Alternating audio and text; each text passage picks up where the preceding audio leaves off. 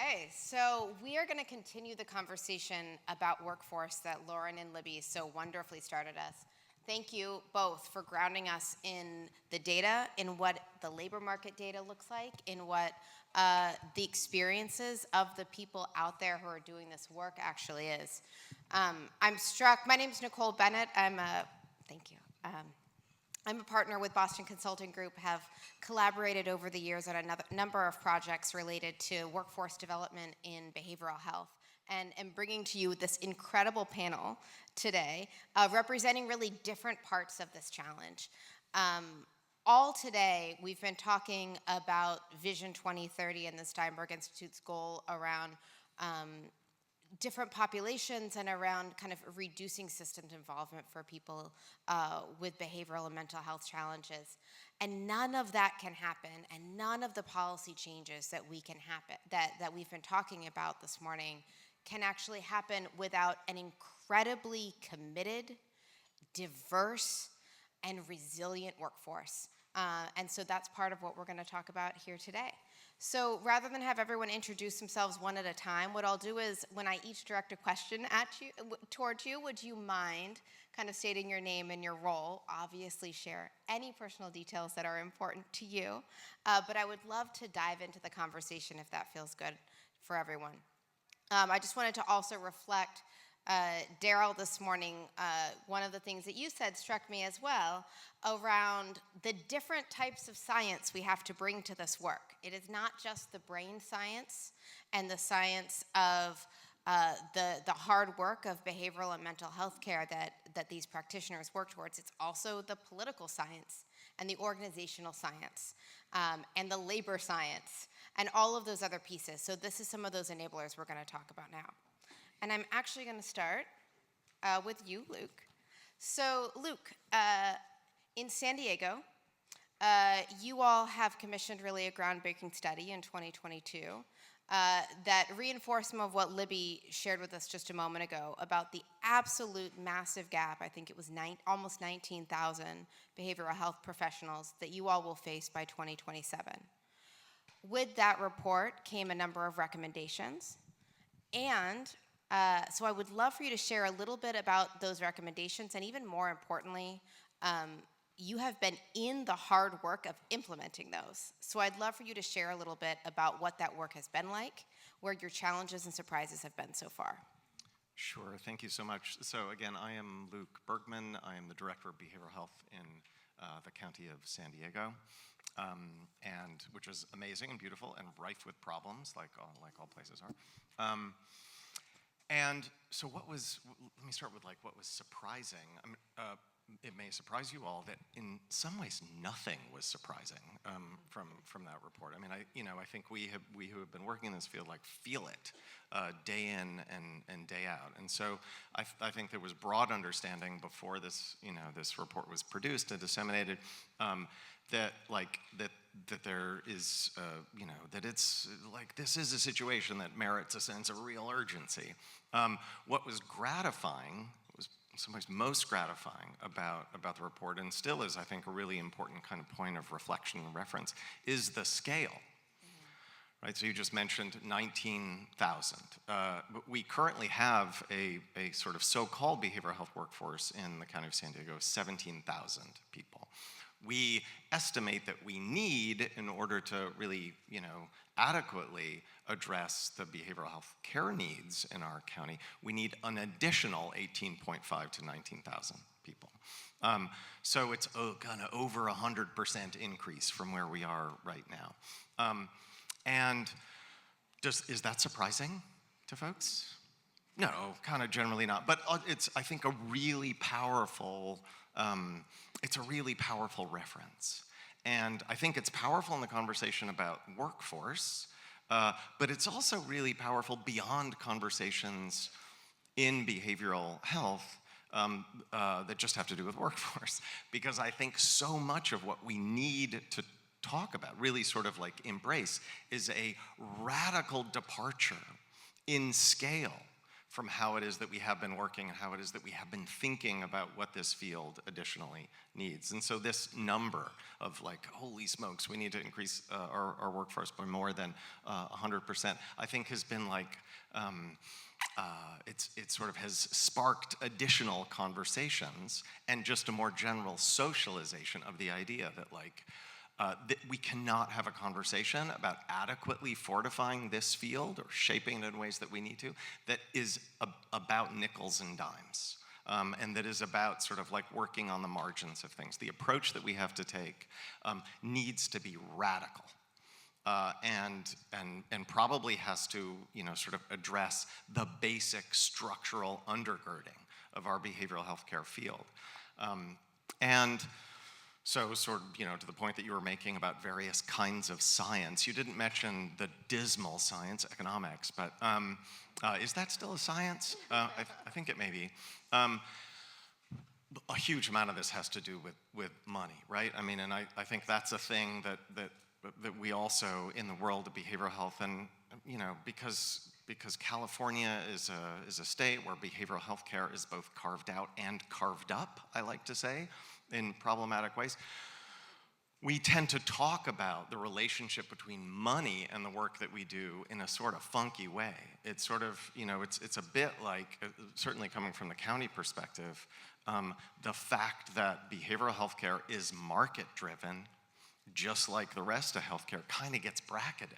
It's almost like there's sort of is like a structural inhibition for us to really think about those kinds of things. But I think those are the kinds of things that we need to think about. And so, the other stuff that was really most significant coming out of this report was about compensation, and it was about wealth.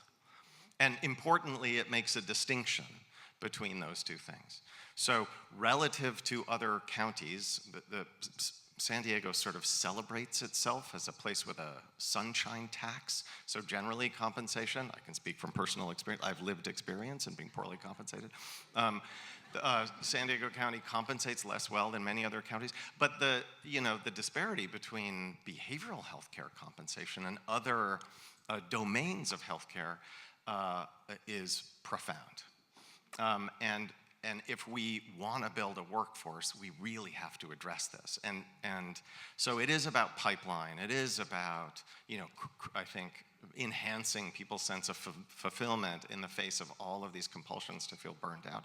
But it's also about paying folks.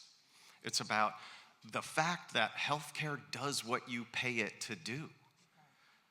Healthcare in this country is not driven by a sense of moral or even ethical obligations in most cases. It's driven by what it gets paid to do. And like, oh, thank you, that one person. Thank you. I really appreciate that. Oh, thank you all. Yeah, that's great.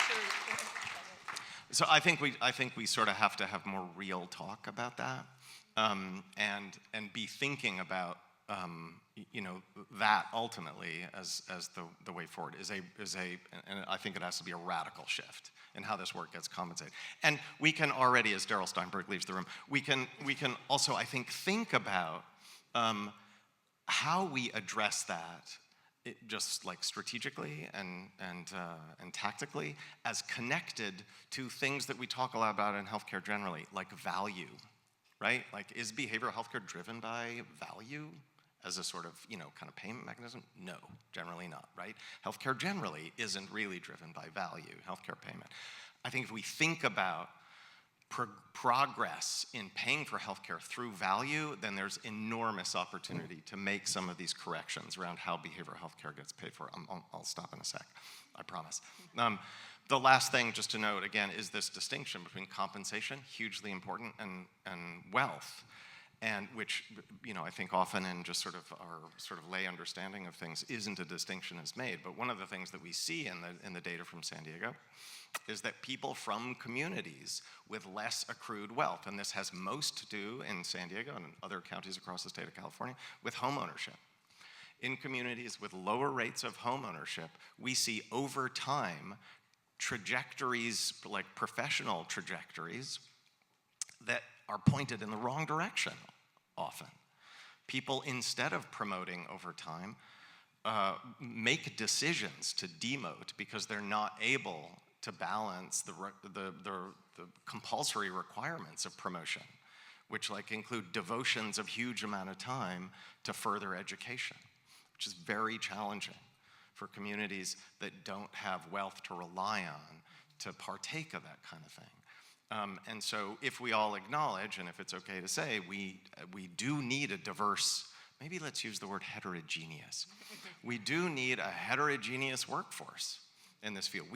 It won't work if we don't have that. Just as a basic question of like science, it won't work. If we need a heterogeneous workforce, we need to be thoughtful and deliberate about approach to wealth equilibrium for people who work in behavioral health. And that could be like home ownership, something like that. We've tried that in San Diego County, and it's been difficult to get support for that. Because frankly, if we acknowledge that home ownership is a significant barrier to progress over time in the workforce, then all of a sudden we've got massive bills to pay, right? As a community that would want to support that kind of workforce. So it's a little bit frightening to dip our toes into that kind of water, but I would say that's the water we got to swim in. Love that. Thank you. Rayshell, I saw you clapping a little bit there, so I'm going to turn to you. I would love for you to introduce your organization, but you do a lot of work with peers. So would love for you to share a little bit, a couple of things. Number one, the role you see peers playing in the workforce overall, in relationship to other healthcare professionals and mental health professionals, and kind of the unique role that they can be positioned to play. And then I would actually love for you to pick up this point that Luke brought up around pathways to livable, higher wage, wealth-creating jobs, and a role a peer specialist role could play as a door opener, and whether or not it links to the ladder and the pathway and the other wealth-creating jobs that can happen down the road. All right, I hope I can get all that in one sentence. But if you guys will see me on the internet or come hear me speak at other times, I'll divulge more of my thoughts on that. But my name is Rayshell Chambers. I am the executive director of a peer-run organization. We provide peer support services, clinical and non-clinical forensic mental health treatment. We're also in the space of technology integration with mental health, and have really integrated our training provision of the peer support specialists with our integrated care services that we're providing for our most vulnerable folks. And so where I see the opportunities, and if you guys don't know what a peer is, and I want to take this opportunity to educate you all. For us, peer specialists are individuals that openly use their lived experience with a mental illness or substance use challenge, or recognizes as a parent of an individual or family member with those same challenges, and utilizes that experience with trained experience to help individuals improve their recovery. I just want you to know, I call it my mentor, Karis Myrick in the back, calls us the secret sauce of recovery, of an integrated care and in the systems. So I just want to level set with you all. And if there's any insurance providers out here, commercial plans, that are interested in learning more about this amazing workforce that's integrated in care and leading integrated care alongside licensed clinicians, occupational therapists, allied professionals, that is the way to go. And so where we see the opportunity for the peer work for increasing it, in CalAIM and ECM, peers, although we're not currently recognized as community health workers, we've been able to operate in the community health worker role under the enhanced care management system and in the community health worker benefit. I believe the California Health Foundation just came out with a report that a significant number of the community health workers are individuals with lived experience that are on the front line in integrated care right now, on mobile crisis teams, in shelters. We're in every setting, and we can support. I say that in my experience, I've developed every program besides locked facilities. I was honored to be able to just have a passion for behavioral health. FSPs drive me crazy and get me going. But what I saw was the best results, and with myself, because I've been hospitalized and had formal incarceration, it was the recovery movement that really changed my life, and the recovery movement that we've saw with our clinicians and in our integrated care that has really improved the life. So if we really believe that people can get out of the hospitals, which we should, yes, there is a time to be hospitalized, but there's also a time to heal in community. If you have a broken hand, you don't want to heal in the hospital for the rest of your life. You want to heal in community. And so peers are the way to be able to support the licensed clinicians and other folks when they need to have time doing assessments and doing treatment plans. We can help implement those treatment plans, help design technology projects like our psychiatric advance projects to help people get crisis care and emergency systems. We can, peers, certified Medi-Cal peers, can lead these digital platforms and provide quality care. We can operate everywhere, and we know what works. And we can have the conversations that clinicians, they might not have that much time because they're doing other things. And so since I run a company and manage clinicians, I think the beauty is for us to see, and we'll talk more in my other time, but to see the peer support workforce in separate or in dual with the community health workforce that can do health promotion, can use our lived experience with asthma, with high blood pressure like me, or on the risk of having diabetes. I can use that because the medicines did that to me, and I'm able to help other people. We, as the peer workforce, and please, commercial plans, please think about integrating us into the whole system. Let us be able to participate in CalAIM. We're already operating. There's a bill, AB 96, that will recognize the peer support specialists, because we are already Painted Brain, like other organizations. We'll start to, we just signed our contract with Kaiser and HealthNet. We're gonna be providing enhanced care management. So peers and that ladder, our peers will also be program managers. They will be, some of them are actually even going to MSW school. Painted Brain actually teaches a lot of the clinicians for their first and second year, the MSWs. So they get exposed to peers, they get exposed to the whole integrated care. And so peers can lead their way up. A lot of our peers have actually become clinicians and case managers. So I think there's amazing pathways to even be leaders like me and to shine. I don't know if I talk too much. Thank you. Rayshell, I'm so impressed. I asked you such a multi-parted question, and you were able to get to all parts of it. I? So, oh, you did. Oh, my God. Absolutely did. You even landed on pathways, right? So thank you so much. Robert, Dr. McCarron, can I ask you another question? You know, we just talked about, if I think about the certification and licensure continuum with peers and allied professionals, paraprofessionals, and other specific providers, what is the role on the other side of primary care providers? And what's the role that you see them playing as we think about this shortage and we think about the way that they need to be playing a role? And would love for you to share a little bit about your Train the Trainer program that you've started as well. Yeah, thanks, Nicole. It's good to be with all of you. Thanks for the invitation. This is an awesome. Are you guys having fun today? And this is pretty cool stuff. Great discussions. You know, it's interesting. I'm gonna flip it a little bit and talk about the folks who can team up with primary care. I've seen enough to know that primary care has some serious limitations. Abby mentioned earlier that, you know, the northern border is a tough place. There aren't enough providers, and I think we can do something different there. We can extend care and expand care, right? Very different ways of looking at this. We don't have enough providers. That's just our reality. But I want to point something out here. What we've done in California is way out there. It is completely way out there. I mean, if you go to any other state and you say, hey, we are going to invest in wellness coaches to extend care, they're just going to be like, huh? That doesn't make any sense. In fact, about 2 months ago, I went to give testimony at a state for some legislators, and I said to them, we need to do something different. And I mentioned the idea of, in schools, to start a wellness program, wellness coaches, for example, increase peer support. And no lie, one of the legislators said, we have more important things to do. You know, how can you say this is important? This state, who again I won't name, This state is the lowest in terms of diabetes, heart disease, tobacco use, and they're struggling. And I think that's one of the reasons. You can't have health without mental health. I know that to be true.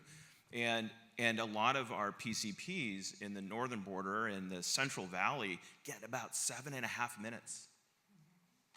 7.5 minutes with their patients. I think that's not good. Certainly, that's bad, right? But this is a great opportunity. You always want to look at the opportunity here. It's a great opportunity to expand what we've done in the state, what HCI has done to expand the wellness coaching program and to expand peer support, folks who are out there working directly with those in need, and to work, as you said, alongside the nurses and the docs and the rest of the team to build, to extend, to expand that team. So I'm excited about where we're going in California. I think sometimes we miss it. We don't see it. Other states are not doing this. And we're a leader.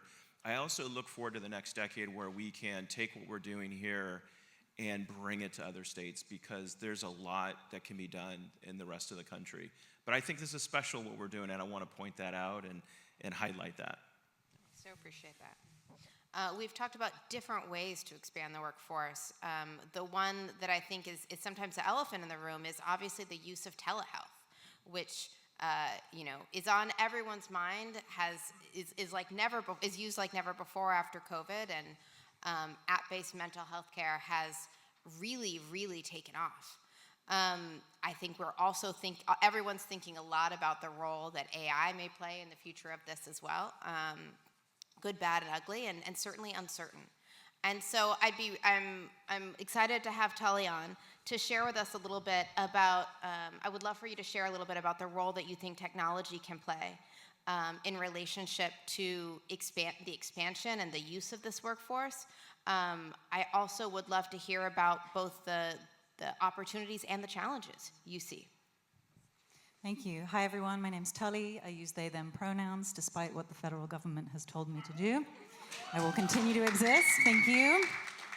I'm a clinical psychologist. I'm the VP of partnerships at an organization called Kooth, and we have partnered with the Department of Healthcare Services to bring free mental health support to every 13 to 25-year-old in this state through our platform, Saluna.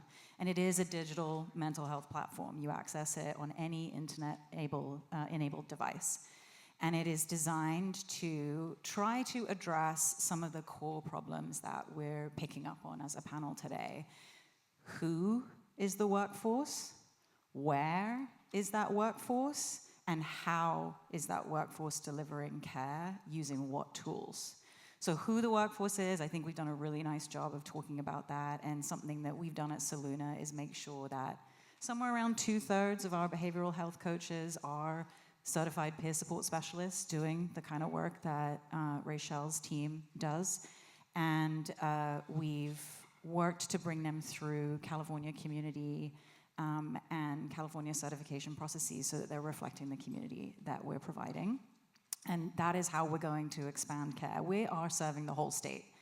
By the end of the 4 years, we could be serving several hundreds of thousands of young people. That means we're going to need a lot of coaches. It means we can't rely just on MFTs, social workers, et cetera. We need a broader and more diverse workforce, and I think that has been addressed really nicely.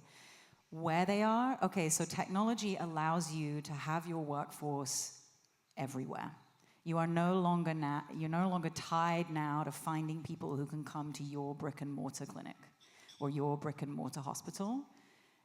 You now can find people who are able to provide remote work through the internet. So they need an internet connection, which is, I'm going to get to that part of technology in a second.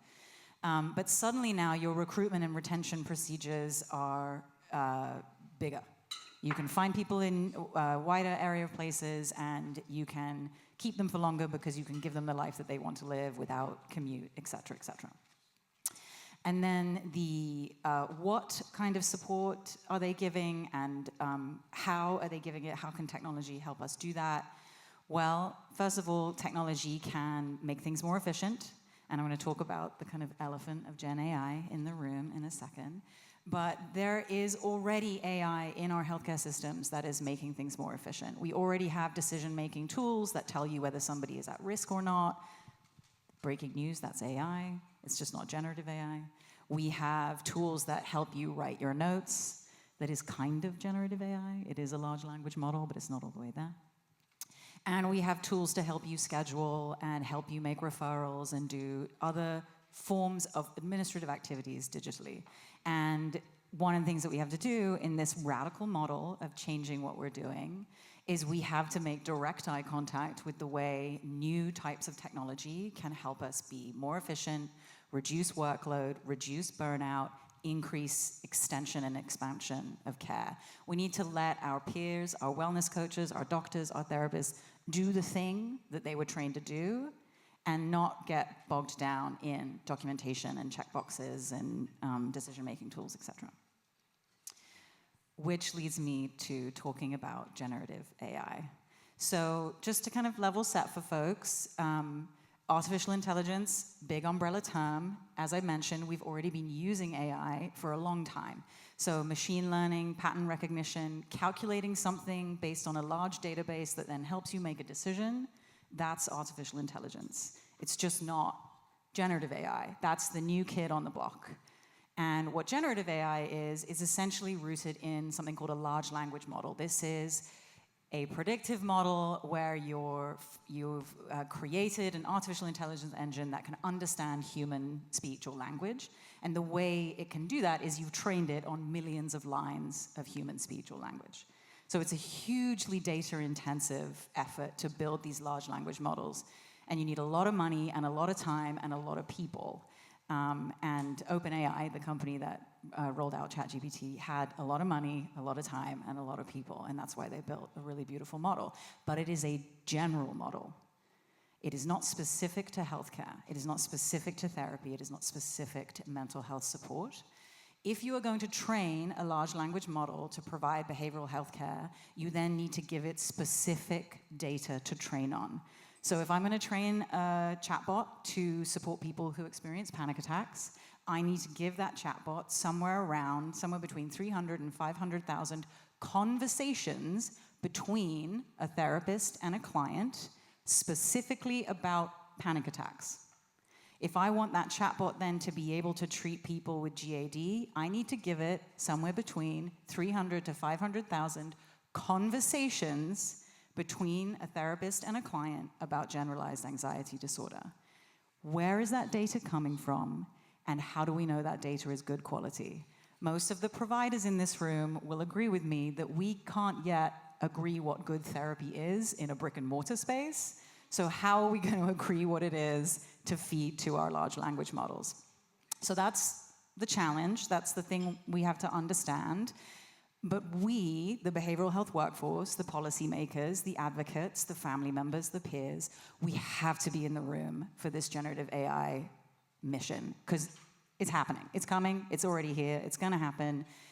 In order to design it well and serve us well, we need to be part of that solution, so that when it does get the guardrails that it needs, when we do put in the legislation to regulate it, when we have got the data to train it and do that work, it can be part of this extension.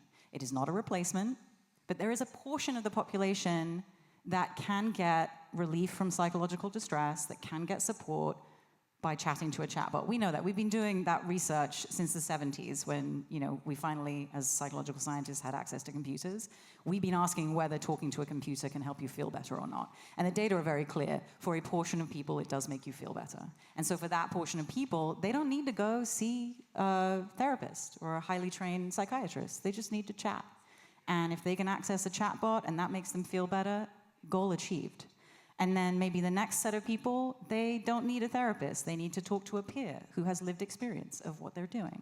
Okay, how do they access that? So Gen AI is going to be one tool in our toolbox, and we need to be part of the design process for that.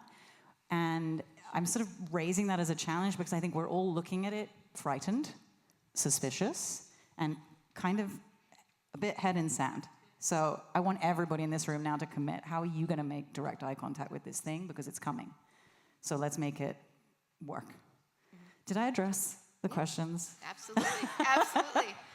Well, I'm curious, as you know, to open it up, we don't need to open it up into more of a dialogue, right? How does that point sit with other members of the panel? I'm curious. Yeah, Rayshell.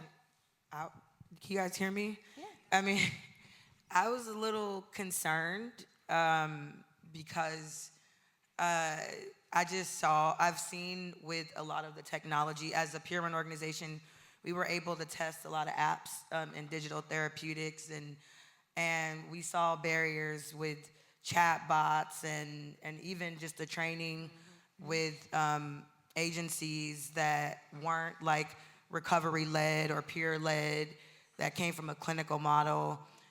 So, I mean, I believe that, like you said, it might help a certain population, and we did see that. Like, we saw that, you know, if there were apps and things that can track your mood and can give you tips and things like that, those things are really, I believe, in our practice, because we had a chance to test the apps, and then now, because we're using technology with the Psychiatric Advanced Directive Project, it's not AI, but being able to co-design apps and implement technology together and not just give it off to another company, have the people that is going to be utilizing the project, utilizing the work, do it. And I just think that we should use it to what it's at. Like for our notes, we also are integrating a EHR system in notes.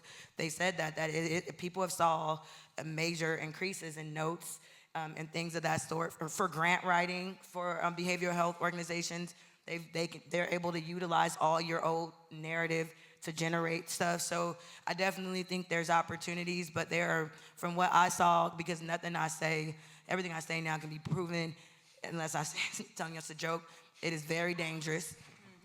And we saw people getting hurt, and we just need to be aware and keep the people at the table, us as co-leaders, co-designers, around the QA, and seeing what's happening, and us have an opportunity to push back and not have these technology companies tell us, and it's a mutual thing. So if they can work together like we're working together with other technology companies and just keep each other accountable, then I think it's a great opportunity.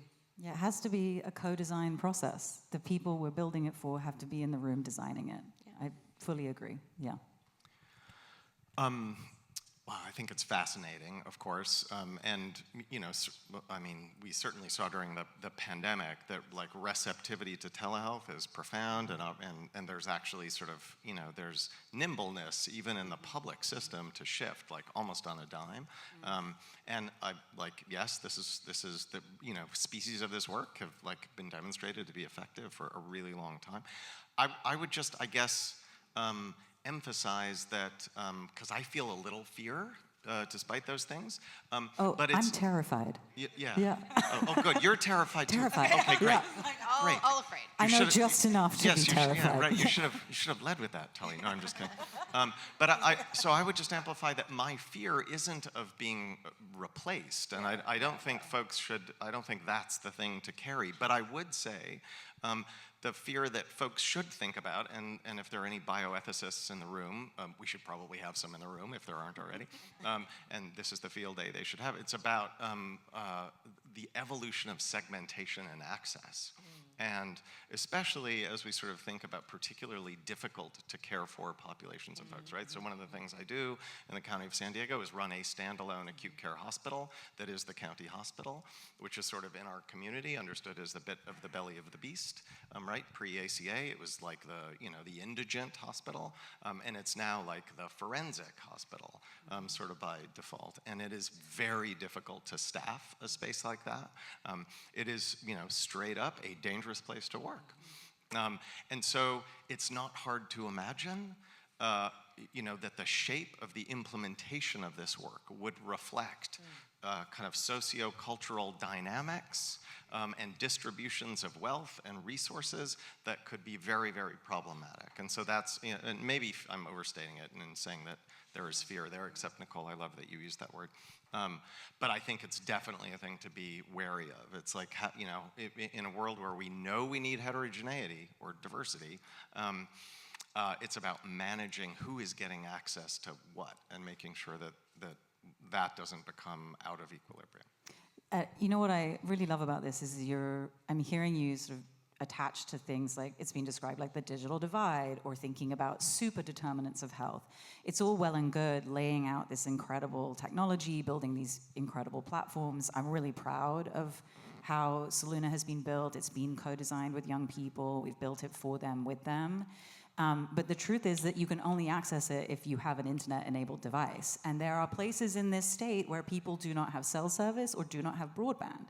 So, thinking about rolling out this technology kind of with the trumpet saying this is the solution, once again, we have to remember not to leave people behind, and we have to address that infrastructure. So I think, you said something earlier around thinking about housing and thinking about all these other pieces that surround our community.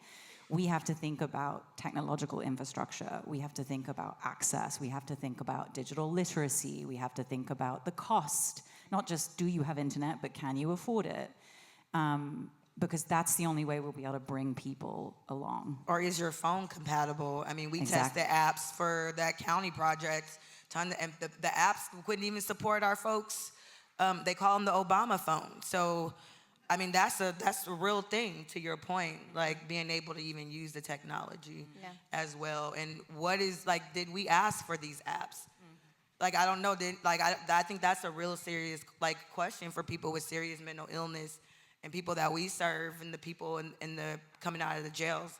Did we ask for an app, or are we asking for a hygiene pack or housing?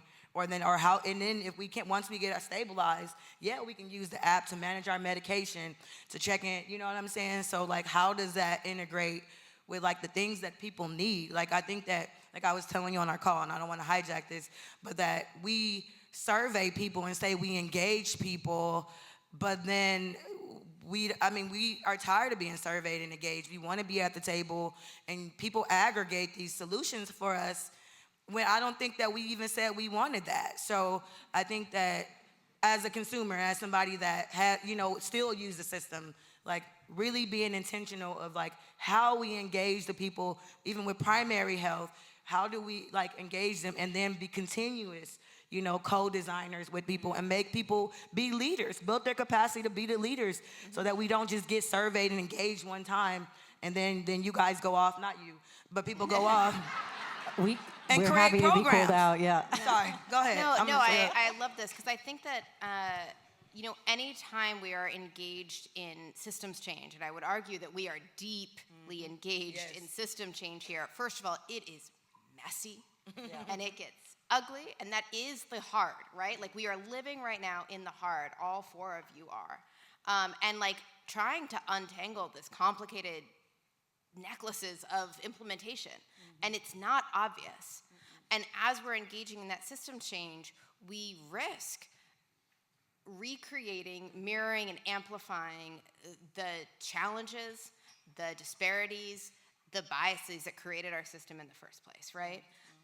And our workforce is such an important part of that, because our workforce is going to be the people who are on the front lines, who are providing the care. And if part of the future of our workforce, whatever part it may be, includes chatbots, right? We have to think about how we are training all of these things, how we are training the chatbot, with whose, Rayshell, right, with whose perspective, with whose leadership, how we are training our future physicians, how we are training our future mental health workers, how we are training our future peers. And there's probably nothing more important than that educational capacity in all of the forms that it will take. So to that point, because I got to give a shout out to the peer workforce, it is important that everybody in this room understands that the peer workforce is one of the most underfunded training programs, educational programs, and it provides training for our most disenfranchised people getting out of the lifers. I serve as executive director, so many people that are getting out of jail, getting out of substance use challenge, and really want to go back and serve. There's so many other leaders in this room that are CEOs that came through the system, came through the peer workforce training program, and now leading organizations and doing things that are great. We have to protect the peer personnel, training other programs too, psychiatric nurses, all the other stuff. We need the doctors. But I'm really urging you, and we got some leaders like Phoebe Bell in the back, that understands the importance of the peer workforce.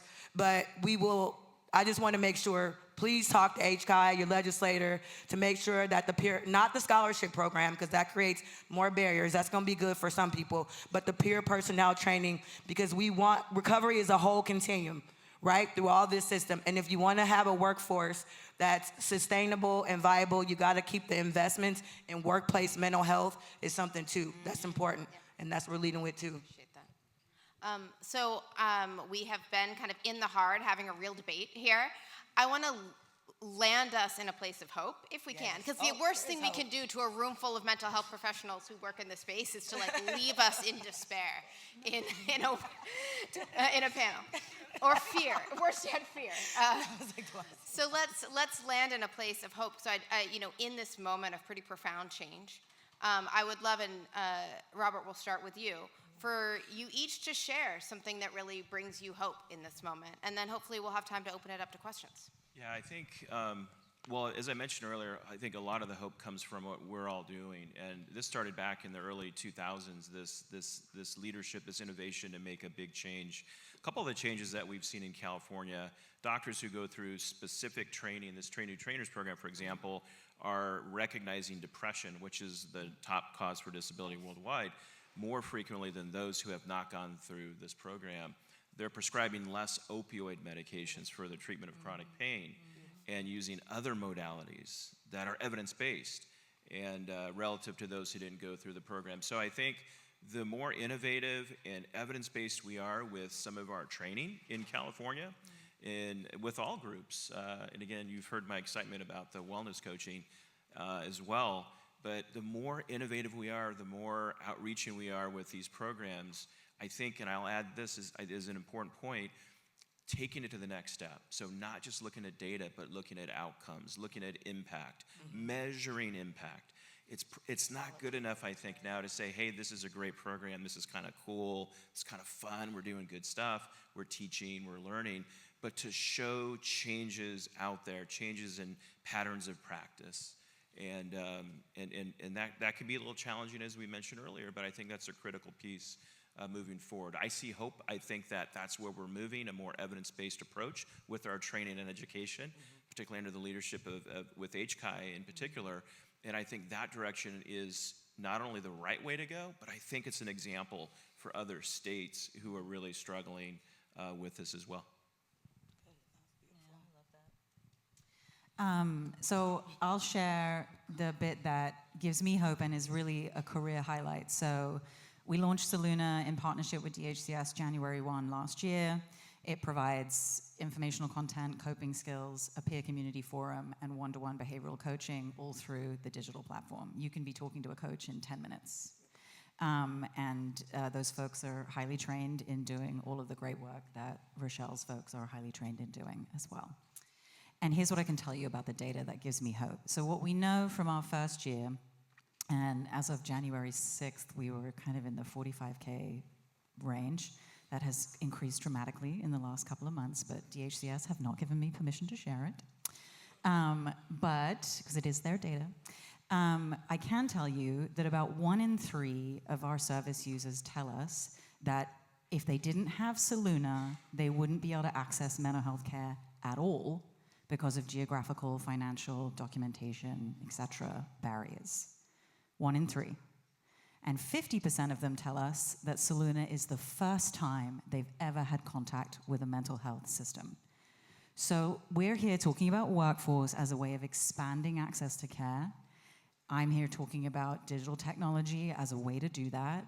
And in 1 year, we have, bit of back of the napkin math to extrapolate from our data, we've expanded access to care for somewhere between 15,000 and 20,000 young people in a prevention population health model. Those young people will be tooled up and better able to handle the stress that life throws at them because of the contact with Saluna that they've had. And we will be able to connect them to other parts of the system of care if and when they need it using our care navigation team. That is what gives me hope. I've been a practitioner for 15-ish years. I haven't even got close to supporting 20,000 youth. This was a career highlight for me, and it makes me feel really hopeful. That was powerful. I'd say the hope, because they asked me about this before when we prepped, and I'm very hopeful. I mean, the peer movement is a hope and recovery movement. I'm hopeful because organizations, peer-run organizations, although we have not been able to successfully, bill under SB 803 and the peer benefit, we've found major success in CalAIN ECM benefits. Peer-run organizations like ours have been able to get contracts and work with hubs and also work with managed care plans to draw down the community health worker benefit and integrate into care, serving our most complex individuals in the system. And that allows us to uplift and highlight our provision of service on integrated teams. So I'm looking forward to, so I want to say whoever created the ECM and the path cited and really was less barriers to doing business with commercial plans and provides us with some sense of at least a pathway to sustain our organizations with the uncertainty in Prop 1 and us, fear of us losing our wellness centers and fear of us not being able to ever draw down under county contracts. I want to uplift also our peer personnel training program. That is by far, and tell HCI again, I know they're in here, that is one of the most successful training programs that I've seen as a macro and micro practitioner. So please make sure that program is funded, because when people need hope, and even if they're not ready for the workforce, we've seen improvements and just even service outcomes for people going through that training. And we are able to provide so many jobs through the wellness coach. Even my little sister now is a wellness coach. She started off as a peer sports specialist. So I did try to warn them that y'all taking our workforce, but it's for a good thing. No, but I encouraged her, you know what I'm saying? But these are the opportunities for others to go up that career ladder, go through that ladder, and for folks like you all in this room, policymakers, to make a way for allied professionals. So I say continue to support peer-run organization, community health worker benefits, peer personnel training, all the whole integrated care system. Please integrate occupational therapists in your provision of care. It has changed outcomes from our most severe folks, mostly in the forensic populations. So we see so much hope. We train MSWs as well. So for me, as like I said, a macro practitioner, even though you get me up here, I can complain and get crazy in policy language. I'm really hopeful that I can help build and uplift the peer-run organizations that are paying attention and building our organizational capacity to serve our most vulnerable Californians. And I hope you continue to uplift organizations like us that are diverse, let's just say it, like us, and can serve our most diverse populations. Thank you.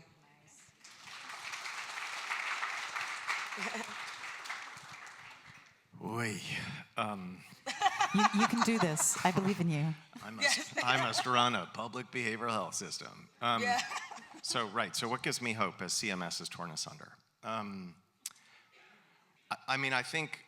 think a lot of what sort of I am hearing and feeling in this conversation actually is about the erosion. I mean, not like completely or catastrophically, but like the really productive erosion of a distinction between things that we talk about as the social drivers of health or social determinants of health and healthcare.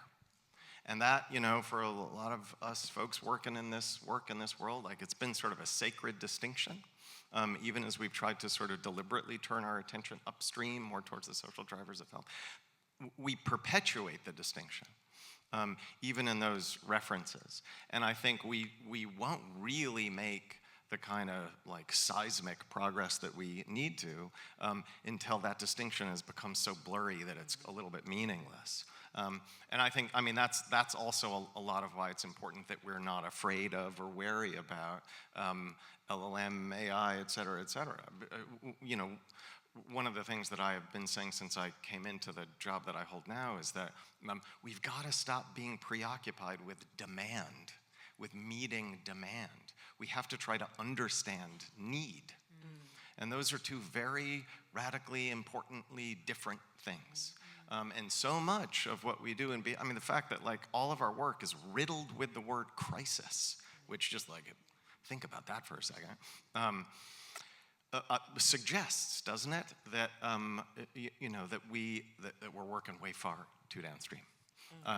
And so, yeah, the blurriness about the sectors, the fact that, there's so much territoriality that we're not going to be able to keep track of it, right, at a certain point.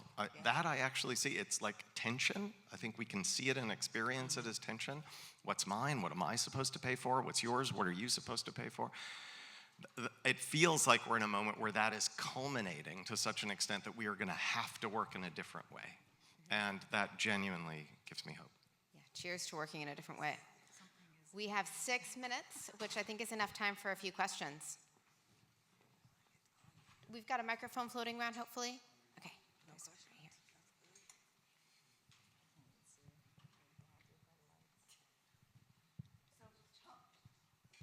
Can you hear me? Tully, you mentioned that it would take 300 to 500 conversations for an AI system for a specific diagnosis. So my question is, how do we get those conversations without infringing on the public's health privacy? And then if we needed permission, and people actually gave permission, how could we guarantee that those were actually representative of the population? All very good questions. And part of the reason why I raised it, right? Because I think understanding the sheer amount of data that is needed to do this well forces us to ask those questions rather than just let the tech companies run with what they're running with. So I can tell you that some relatively good solutions are happening, but they're happening in these silos, right? They're happening inside companies. So there's a digital health tech company in the UK called IESO that has been providing CBT, evidence-based CBT via telehealth through texting to patients in the NHS for a decade. What that means is they have a decade worth of conversations between their therapist and their client. And all of that is recorded for safety reasons, right? You move to telehealth, you move to kind of text-based therapy, you now record the transcripts of those sessions for safety so that you can review them. And it has a secondary effect for quality control. You can now review a portion of your stuff and make sure it's actually good, the CBT. So a company like that, and I just pull them out as an example, but there are probably 10 other companies, they're sitting on a gold mine of data, which they know, right? That's one of the ways they're going to make money. And they can use that data as long as the peoples that they've been serving give them permission to do that, which mostly we have, whether we realize or not, because that's what you sign when you sign a terms and conditions for using a product like that. So one of the things that gives me hope in California is that California has one of the most comprehensive pieces of data privacy legislation in this country. It's the closest thing to what the EU created, GDPR.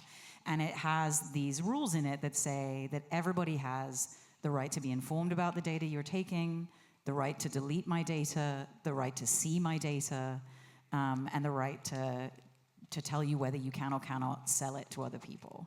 And so I think having that kind of legislation in place is a really important place to start, but it's the baseline, right?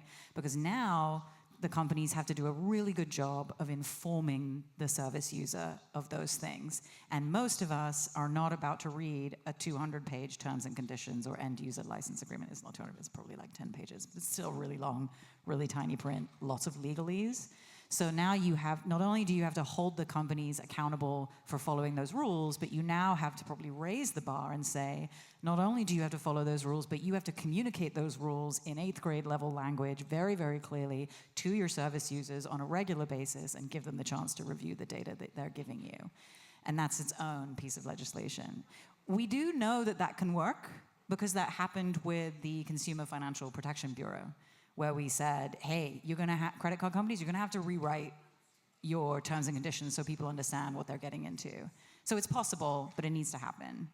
And then, I would finally say, to do this really well, I think we also have to really look at things like public-private academic partnerships. I don't think it's sensible to let companies do this on their own. And I say that as a company who doesn't want to do it on our own, right? We want to partner with academics. We want to partner with public institutions, because that's how you build a solution that is more likely to be able to address population needs. There's other work that needs to go into it. But I think that's a starting point. Does it answer your question? It's not really an answer. It's a what do we need, I guess. Yeah. I think we've got, do we have time for one more or not so much? 1 minute, okay. I'm not sure that we've got time for another question, unless it's a short one. But I just want to thank everyone on the panel for the spirited debate, for the candor, for sharing your perspectives with us today.